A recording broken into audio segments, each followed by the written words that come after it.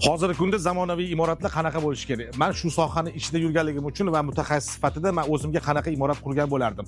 Birinchi o'rinda imoratning po'chivasi o'rganiladi. Albatta, yon tarafdagi qo'shnilarning imorati qanaqa qurilganligi o'rganiladi va albatta quyosh qatdan botib, qatdan chiqishi ham obязательно o'rganiladi. Endi hozirgi kunda zamonaviy uylarimizda talab va takliflardan kelib chiqqan holda oldin katta qurilardi, ya'ni 600, 700, 800 kvadrat, balki undan ham kattaroq kvadratda bo'lardi.